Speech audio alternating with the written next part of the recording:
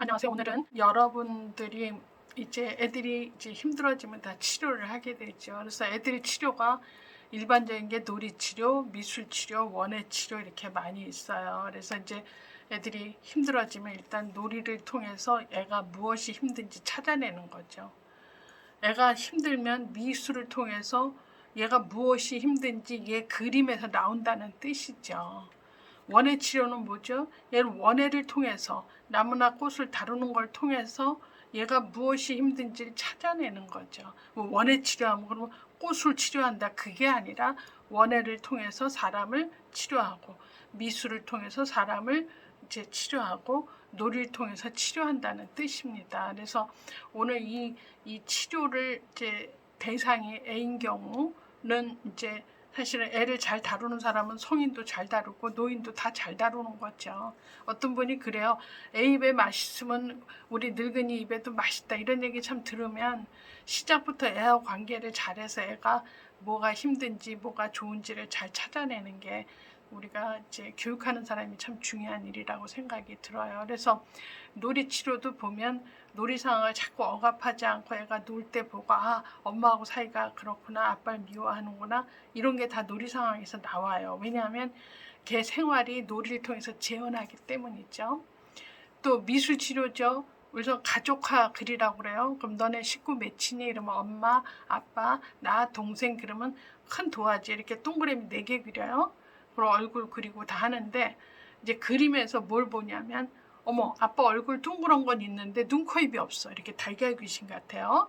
그리고 엄마 입은 막 속눈썹도 있고 귀걸이도 있고 너무 이쁘게 그려요.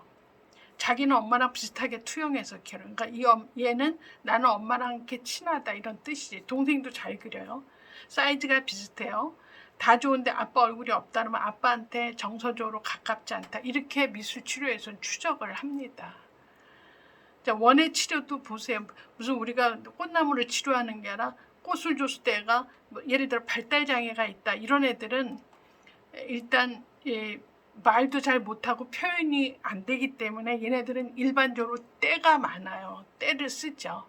그래서 이리 와서 이거 하는 걸 볼까 이래도 쳐다보지도 않고 남들 다 쏟아서 뭐 넣고 할 때도 하지도 않고 이렇게 이런 일을 꽤 많은 회기를 통해서 이제 뭐랄까 무관심하게 보다가 어느 날 가끔 이렇게 쳐다보다가 한 번은 자기도 모래를 넣어보다가 이러면서 서서히 회기가 많이 지나면서 편안해지면서 걔가 회복되는 거죠.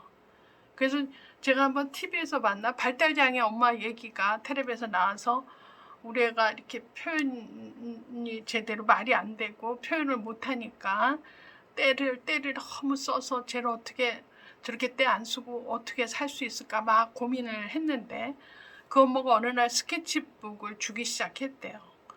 그 스케치북에다 뭘 그리기 시작하면서 얘가 자기 생각을 표현할 줄 아니까 훨씬 때가 줄었다.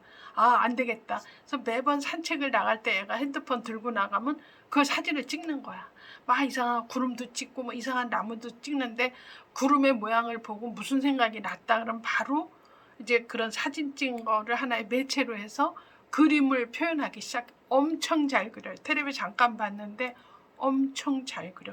걔는 이미 그런 어떤 표현이 안 되고 자기의 어떤 생각이 잘 전달이 안 됐을 때 때로 자기를 표현했다면 이제 자기 생각이 표현됐기 때문에 그런 때를 쓸 필요가 없다. 이렇게 보는 거죠. 그래서 나는 누구든 애들 대상이든 인간 대상으로 뭘 치료를 하겠다라고 하는 것은 뭐 놀이 치료할 때 약 주고 무슨 주사 놓고 하지 않아요. 미술 치료도 마찬가지예요. 무슨 이상한 거 먹이고 뭐 하지 않아요. 원예 치료도 마찬가지예요. 그러나 그거를 통해서 그 사람을 치유하고 복구하고 회복시킨다는 것은 지금부터 얘기가 제가 하고자 하는 말이죠. 뭐죠? 먼저는 그 대상을 잘 파악하셔야 돼요. 누군가를 치료하겠다 하는 것은 사람이 목표죠.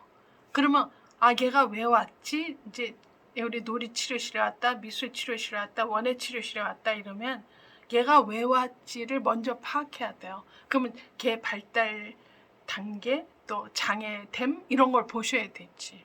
사실 지금 우리 병원에서 치료는 뭐예요?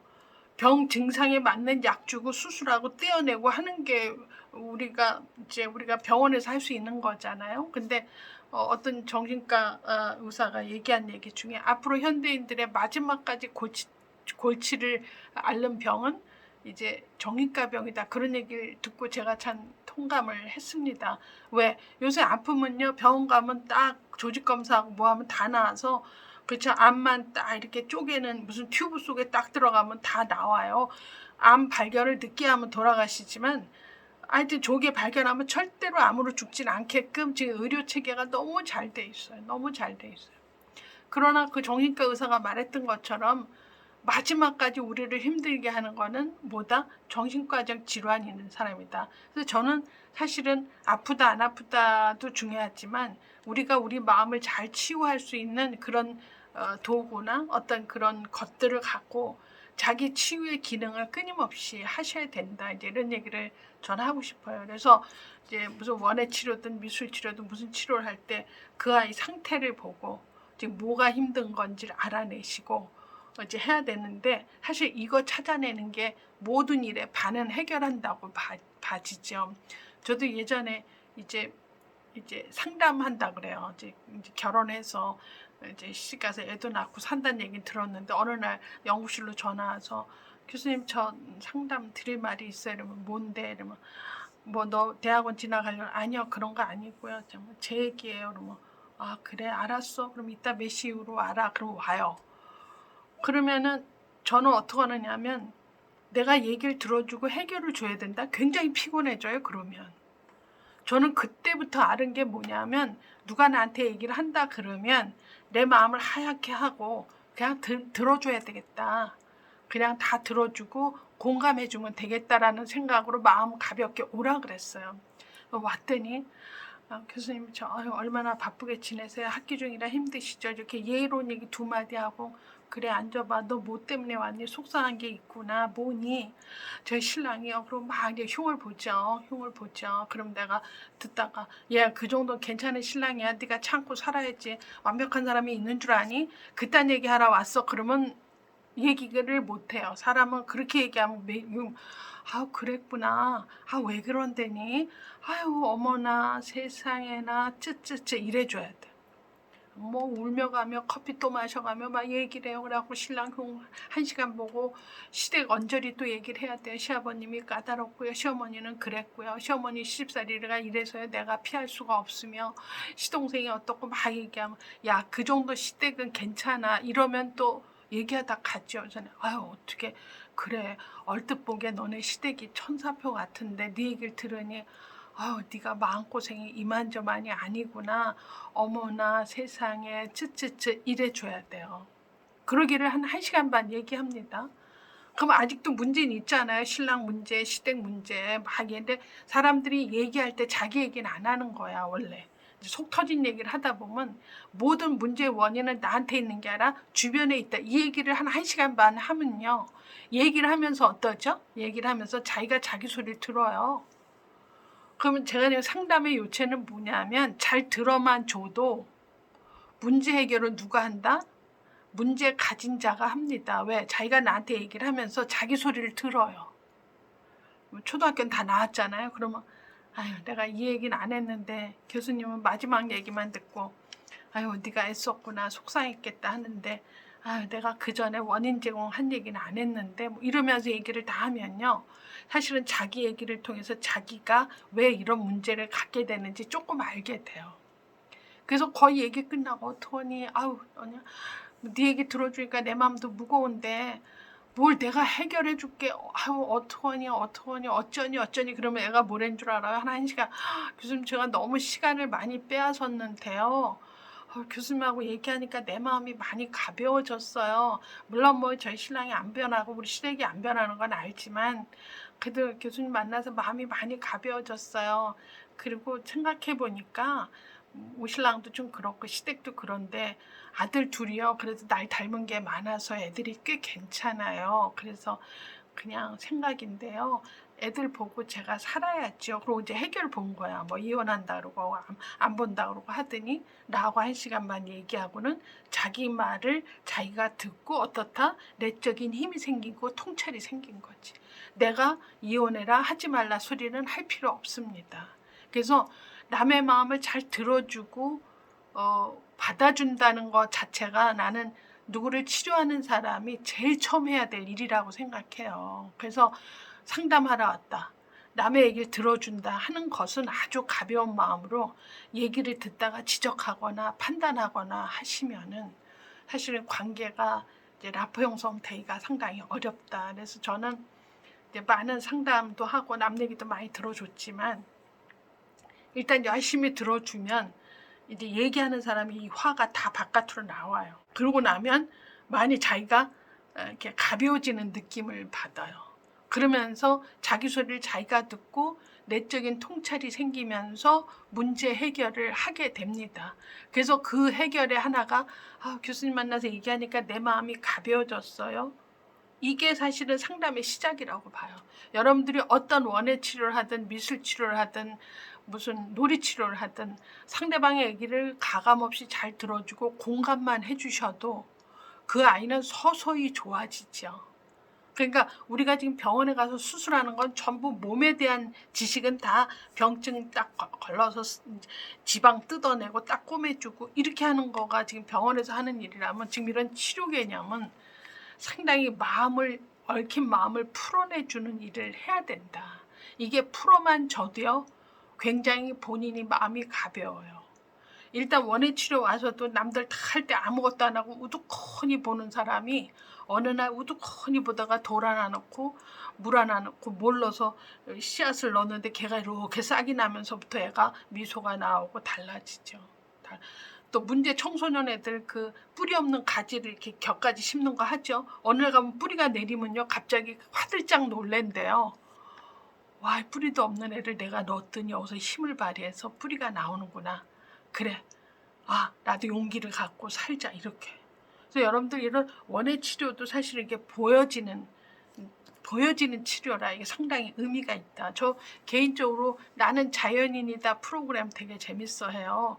근데 거의 보면 어떤 식이냐면 대충 뭘 하다가 돈을 많이 번 적도 있는데 왕창 망했더니 몸도 망가져서 식구 볼 낯도 없어서 결국은 그냥 호롤단신 고향 땅에 이제 거기 뭐 누가 세금 내라는 것도 없으니까 고향 땅에 홀로 와서 부인하고 애들은 서울에 놔두고 미안하다 말 한마디 하고 정말 자기 몸 하나 와서 흙 만지고 농사 져서 일용할 양식 야채하고 뭐 나는 보고서 굉장히 지혜롭다고 생각해. 냉장고도 없는데 김치 저장하는 법 알고 막 해서 다 먹고 살아요. 그러면서 그 사람들이 한 산골 생활 5, 6년 하고 나서 얘기가 뭐냐면 제가요 폐가 이랬고요 간이 이랬는데 여기 와서 흙을 만지고 농사 지어서 나 먹을 거 이렇게 먹고 하니까 지금 아무 이상이 없습니다. 그리고 눈 뜨면 일어나서 내 먹을 거 3끼를 먹으려니까 야산 올라가서 뭐라도 캐와야 되고 그러니까 약초도 연구하게 돼. 먹을 거 안 먹을 거. 그래서 나는 저 산에 있는 나무 흙이 저 사람을 치유시키는구나. 그 원예 치료 원조를 보니까 고대 이집트 때도 그 환자를 정원에 산책시키니까 훨씬 이제 좋아졌다 하는 게 기록에 남아 있던데요. 그러면서 1700년도에는 정신병 환자를 정원 산책을 하니까 훨씬 병증이 호전됐다. 이런 것들. 지금도 많은 사람들이 그러잖아. 우리가 산책할 때 맑은 정신을 갖고 생각이 정리된다. 이런 얘기 또 요새 많이 해요. 그래서 여러분들 뭐 요가도 좋고 체육도 좋지만 이제 산책 가까운 집 근처에 산책을 조용히 이렇게 걸으면서 생각을 정리한다 하는 것은 일종의 이게 다 치료를 자기가 하고 있는 거다. 그래서 이제 어떤 치료를 하든지 간에 각종 프로그램이 있어요. 놀이치료도 오면 뭐 5회기짜리 2번 할 거냐, 8회기 이게 다 있어요. 미술 치료도 마찬가지야. 회기마다 이렇게 돈이 날라고 다 그래요. 이제 그런데 원예 치료도 그래요. 그렇죠? 몇 회기 할 건지 3년 하는지. 뭐 발달장애 이런 애들은 꽤 오래 하잖아요. 그래서 이렇게 하면서 어떤 목표를 갖고 예를 들어 이제 대상자의 발달 상태 장애 정도에 따라서 이제 성취할 수 있는 그 목표를 만들죠. 만들고 이제 그거에 따라서 이게 1년까지인지 3회인지 5회인지 3년짜리인지 이렇게 다 나눠지면서 거기서 얻어지는 건 뭐죠? 그 사람이 회복이 돼야 돼요. 그래서 옛날부터 많이 사람을 반기면서 자기 마음을 열고 자기 얘기를 한다, 자기 표현을 한다 이러면 사실은 거의 다 낫는다고 보죠. 그래서 지금 이렇게 뭐 원예 치료니 무슨 치료니 하면 아니 무슨 뭐를 통해서 치료 그저 꽃나무, 가지 어쩌고 저쩌고를 통해서 이걸 만지면서 자연인이들이 다 치유가 되는 것처럼 그죠? 거기 의사 찾아가려면 굉장히 힘든 곳인데 다 자기가 자작하고 흙 만지고 일찍 이제 컴컴하니까 일찍 자고 아침 되면 일찍 깨고 개 고양이 키우면서 얘기하던데요. 지척에 아들 딸 같이 그러면서 정서적으로 굉장히 웰빙 상태로 가고 있다. 그래서 이제 많은 학자들이 우리 인간은 어떤 존재를 보느냐 필링 존이다. 필링하는 그러니까 느끼는 존재다. 이렇게 보는 사람도 많고 또 띵킹 빙이다. 우리가 사고하는 존재다. 그것도 맞죠. 러닝 빙이다. 우리가 배우는 존재다. 이렇게 얘기를 해요. 그거 다 맞는데 이 중에 우리가 치료를 한다면 제일 터치해야 될 게 feeling being이죠. 우리 인간은 생각하는 존재다. 그래서 생각을 어떻게 하고 있는지를 찾아내려면 맨 처음에 해야 될 게 상담은 귀를 열고 그 사람 얘기를 다 받아주고 들어주고 하셔야 돼요.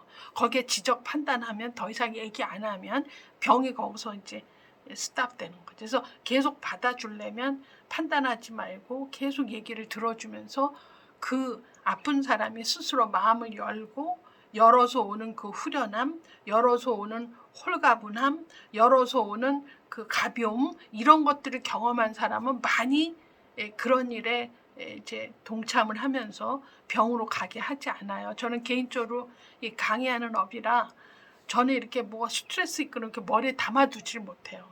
그걸 누구한테 쏟아내야 돼. 쏟아내는 거가 굉장히 이제 잘하고 있어요. 그래서 막 화났다가도 누구한테 얘기하면 아 그래 얘기하고 보니까 별일도 아니네. 아 사람이 뭐 그럴 수도 있는데 내가 이렇게 옹졸했어 이렇게 이러면서 해결되면 되는데 요 기제를 발견을 못하는 사람은 우리 치료라는 이름으로 여러 사람 만나. 그렇죠? 놀이치료사 만나고 미술치료사, 원예치료사. 근데 이제 대세가 이 생태 교육이면서 대세가 난 원예 치료라고 한다면 꽃만 이쁘게 잘 다뤄서 할 게 아니라 그래서 꽃이나 나무를 통해서 그 사람을 변화시키고 사람을 회복시켜야 되는 일을 한다면 그렇죠? 그 사람의 교육 심리, 상담, 요법 이런 것들을 알고 있으면 굉장히 어프로치가 가깝다. 그래서 저는 예전에도 한번 어느 방송에서 얘기했는지 모르지만 이렇게 누가 내 얘기를 굉장히 잘 들어주는 사람이 금세 친해진 케이스가 있잖아요. 전혀 친할 것 같지 않은데 어느 날 내 얘기를 너블너블 했는데 막 가로채고 이러고 하지 않고 막 다 들어주면서 어느 순간 어머 저 엄마하고는 친해지고 싶다 이런 경험이 우리 모두한테 있어요. 그래서 그런 경험을 조금 한 사람은 아 혼자 살 수 없고 그쵸 완벽한 삶은 없다면 나 힘들 때 내 얘기를 선선히 내줄 사람이 필요하다. 근데 내줄 친구도 없고 가까운 사람도 없는 사람은 다 어디 가죠? 종이과 가서 돈 내고 이렇게 다 하는 거죠. 지금 얘기하는 놀이치료, 미술치료, 원예치료도 돈 내야 되죠. 원예를 통해서 바뀌어지는 게 보여지고 그렇죠? 미술 그림 그린 걸 보고 다 분석하면서 바뀌어지는 게 보여지고 놀이를 통해서 놀이가 일반경으로 또 보라 그러잖아요. 엄마 아빠 와서 제 노는 거 보세요 분석해 주면서 엄마 아빠가 변화가 되죠. 그래서 지금 앞으로는 이제 이런 치료가 대체의학이고 예방의학이죠. 왜 여기를 탁 찢어서 뽑아내서 꼬매는 게 아니고 마음이 아픈 사람들의 병은 앞으로는 무수히 많아지는데 이거 접근해서 치료할 사람도 무수히 많다고 봐요. 근데 이 사람들이 꼭 해야 될 게 뭐냐? 사람 마음을 읽어줘야 된다. 그래서 사람 마음을 읽어주려면 상담할 수 있는 그런 마음의 자세. 그래서 내가 지적하고 뭔가를 해법을 준다가 상담이 아닙니다. 상담은 잘 얘기를 들어줘서 그 사람이 자기 길을 찾아갈 수 있는 내적인 힘을 넣어줄 수 있을 정도로 여러분들이 많이 들어주고 공감해주고 이해해줘서 그 본인이 마음을 열기 시작하면 마음이 편안해지면서 행복해지면 치료를 할 필요가 없지요. 그래서 이게 말은 참 쉽게 제가 한 20분 강의한다고 하지만 막상 치료 라인에서 있는 사람들은 저 사람 말도 안 하고 표정도 없는데 내가 어떻게 알아냈지? 이게 굉장히 힘든 과정인데 그게 첫 관문이자 그것만 제대로 통과되면 사실은 각자 우리는 자연 치유력이 있다 그래요. 누가 내 마음만 알아줘도 내가 마음이 가벼워지면서 내가 세상과 교통할 수 있다. 꽃과 나무와 얘기할 수 있고 미술을 통해서 얘기할 수 있고 놀이를 통해서 얘기할 수 있는 사람만 되면 많은 치료가 됩니다. 그래서 오늘 이제 치료 관련해서 저는 이제 유아교육을 했기 때문에 애들 치료가 그렇죠. 너 아프니까 병원 가서 주사 맞아 케이스보다는 애들은 놀이를 통해서 그렇죠. 미술을 통해서 원예를 통해서 애가 스스로 자기 회복할 수 있는 힘이 더 합리적이다. 이래서 이제 애들이 병나면 그렇게 제일 많이 가는 게 놀이치료, 미술치료, 원예치료입니다. 그래서 그때 이제 일선에서 일할 수 있는 사람은 일단 상담의 그 기본을 좀 아시고 남 얘기를 오래 잘 듣고 그러면서 걔 마음이 편해질 때까지는 상당한 시간이 필요하지 않느냐 이 얘기를 드리고 싶습니다.